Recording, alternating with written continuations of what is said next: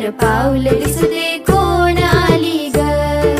पिवळी साडी पिवळी चोळी अंगी लेऊनी, वैभवाचे साज सारे गळा घालूनी, कोल्हापूरची महालक्ष्मी दारी आली ग.